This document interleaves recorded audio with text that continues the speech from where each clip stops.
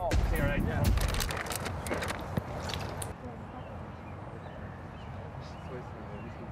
Right, lads. Get one ball for this. Yeah. James, get back behind the ball.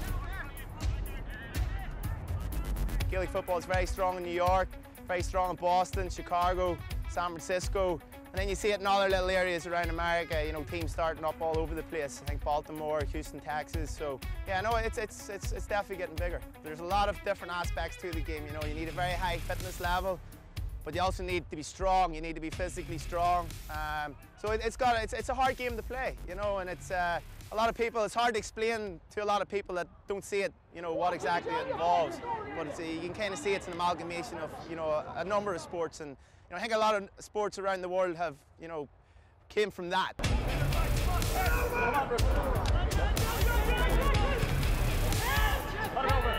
The one thing about Gaelic football is you bring a lot of different skills to the, I think there's high catching, there's fielding, there's physical challenges, which you talk about the American football. So there's certainly a bit of technical skill to it. It's something, unless you've been playing from a relatively early age or you've picked up the skills, it doesn't exactly come naturally to you. It's something some of us have been playing since we've been 4 or 5 years old. You need good hands, you need good feet, you need to run around a lot. Yeah, you need to be physically fit, cardio fit, but you also need to be able to take a challenge, give a challenge, push someone off, catch a high ball, and then you need to be able to kick it with your feet so you can deliver it to somebody else or kick a score. There's 2 ways you can score. You can score a point, which is over the bar, between the posts, that's worth 1. Or you can score a goal past the goalkeeper, that's worth 3 points. So goals are better, but they're harder to get. You've got to get past the keeper, you've got to get past defenders. You can kick a point from distance, whereas with a goal, you most likely have to be in. You have to work it in close to the goalkeeper and get it past him.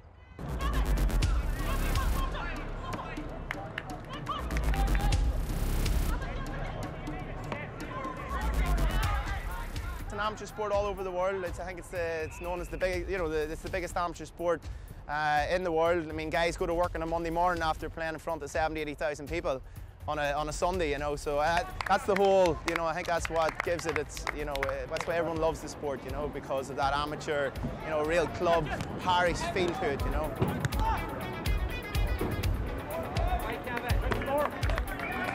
Well, you have to work at it. It's not something you can just get out of the house one day and say, I'm going to play a game of Gaelic football.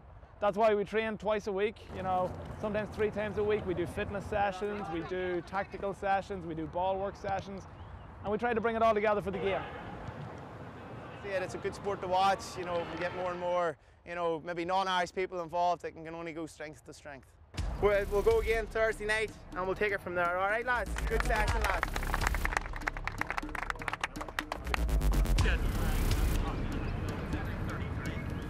If you're new to Gaelic football, you may be surprised to find out that the Brooklyn Shamrocks were founded way back in 1955 and are one of the oldest teams in the New York Gaelic Athletic Association.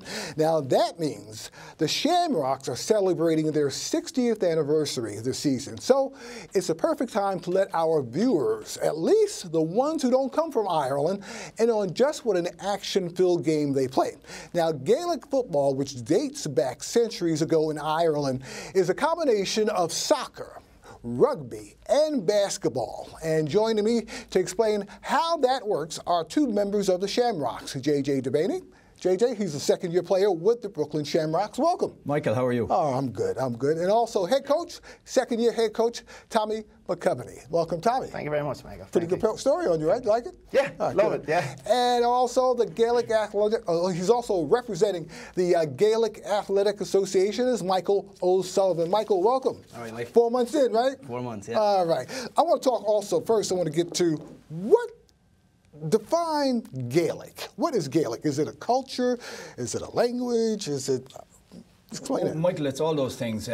Gaelic pertains originally to the language of the Celts, the Celtic people that came to Ireland and Scotland, but it's really a catch-all phrase for anything Irish, that is language, culture and sports. That's basically what Gaelic means. So why not call it Irish football instead of Gaelic football? Well, there's a bit of a crossover between Irish football and soccer, and so you're getting into the area that it will get confused with soccer, and we don't want that to happen. Okay, all right. Now, the New York Gaelic Athletic Association is also celebrated its 100th anniversary last year, right? Yeah, Michael, it was their our 100-year anniversary last year. As we know it today, it was established in 1914. So there's a bunch of events last year. Had a huge dinner dance and a few games and stuff to recognise that anniversary. There was also a book which I brought with me, which actually was written by a fellow county man of mine, Fergie Hanna. It gives a 100-year anniversary history of the GAA in New York. It was actually 10 years in the making, that, so it gives a real, detailed history of the GAA. As I say, it was 1914 when it was established, but it goes back many years before that. Actually, in 1888, like 4 or 5 years after the GAA was established in Ireland, they decided that they wanted to promote the game here in America. So they sent over what was called the invasion team, which was 40 of the best footballers, hurlers, and athletic people from Ireland to come over and promote it. And the funny story was that only, I think, 12 of them went back. As far as the New York Gaelic Athletic Association, what does it also involve? The association is always pretty much committed to ensuring that the youth, the underage, have a game to play as they come up along. So, as the two boys said, it was mainly at the start it was focused on the Irish families and those that came over first. But now, in the recent few years, we've kind of tried to get into schools here, like in Brooklyn or in Queens, and get all American kids to start playing our national sport in Ireland. And just last week, we started the first ever All-American Players Hurling Championship. So we had 4 teams playing, and all the players were All-American. There was no Irish players, so that was a pretty big step for the association in regards to getting Americans to play the sport. Because it's basically a cultural sport. Now, what is hurling? Hurling. I got hit with a hurling ball one day. It's a long story. Not a pleasant, experience. It's pretty much hard to describe it as a combination of any sport. It's pretty much. Is it like hockey, field yeah, hockey? It's pretty much kind of the physicality you'd associate with ice hockey, but on a field. They describe it as the fastest field sport in the world. But I think you'd actually have to see a game to actually pretty much understand what it's about. We are going to do that. Yeah, I'll invite you to the next hurling game. You're celebrating your 60th anniversary this year. That's right, we're going since 1955, Brooklyn Shamrocks. There was always Gaelic football and Gaelic sports as long as there was Irish people in Brooklyn. But as a club ourselves, we're going from 1955. So if you think of it in this term, the Dodgers were still in Brooklyn when we started, and we're in New York City longer than the Mets. So we had a 60th anniversary dinner dance, and we also launched a commemorative jersey as well. So it's a big year for Brooklyn Shamrocks. Now let's talk about the sport, man. As far as I attended a game a couple of weeks ago when you play Longford. So one young man laid out on the field. Injuries. What about injuries in this particular sport? Are injuries common, especially head concussions? We have head concussions is a big issue here, especially when it comes to American football. Well, concussions has been a Pandora's box, and it's kind of been opened up in all sports. Yeah, we have concussion issues in Gaelic football. Anything that's a contact sport will have that. But your basic injuries vary from your hamstring pulls and tears and calf strains and tears to the more serious end with the anterior cruciate ligament injuries and things like that. So your standard maybe soccer injuries would apply to Gaelic football as well. Now, explain also the sport for those that don't know. I know it's, like I said, it's a little bit of soccer, a little bit of basketball, a little bit of rugby. And I saw the dribbling. That's one thing that also interested me also, when I saw the guy dribbling the ball down the field and he passes it off. Yeah, so pretty much just 15 players on the field taking on 15.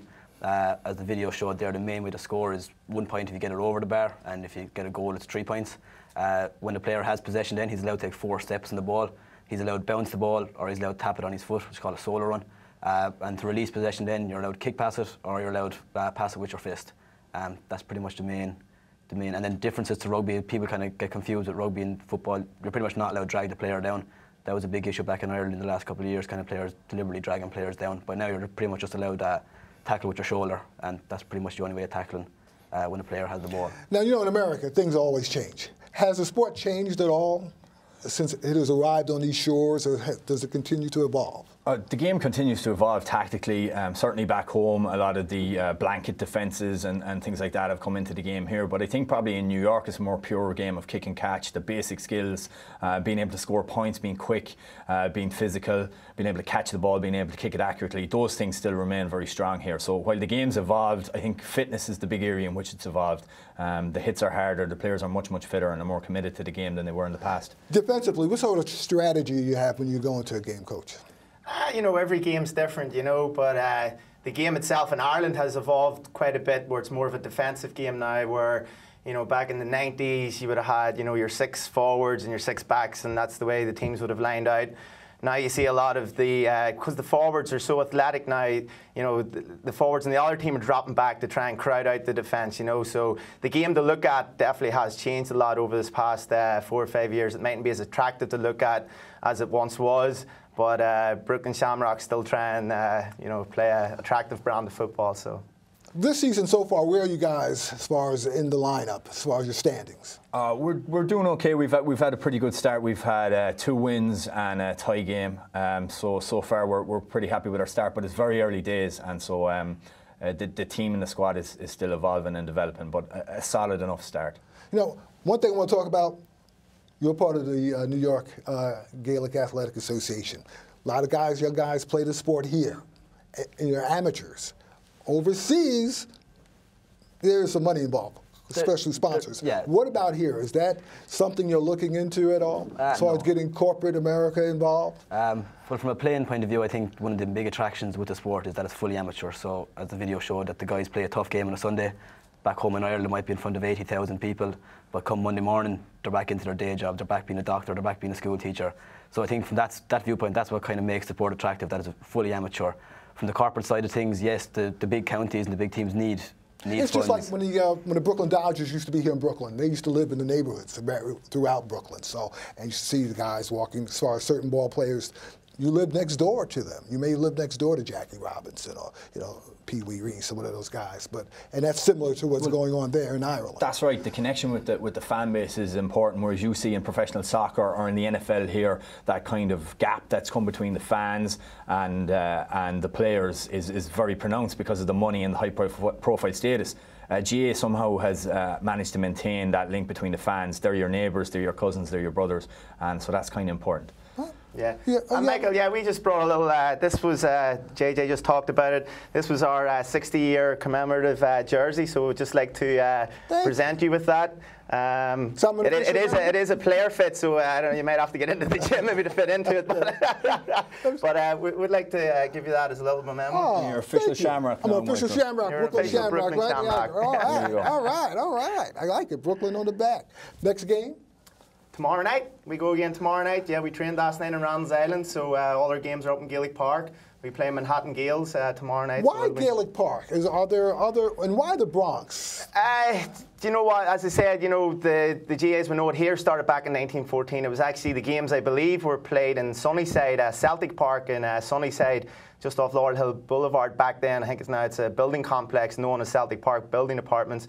And the game then it kind of migrated further north as the Irish migrated north, and we found a home in Gaelic Park up in the North Bronx. So, and that's where we've been. A couple of other clubs do have stadiums here in New York. Rockland have a stadium, and I believe Shannon Gales are in the process, with the help of the Irish government and some grants from here, have just purchased land and are building their own stadium in Queens. So it's evolving. And the park is right on campus of Manhattan College. Right? Manhattan College share the ground with us. So at the minute, that's where our home is. But you know, things evolve and change. So. Oh, they will.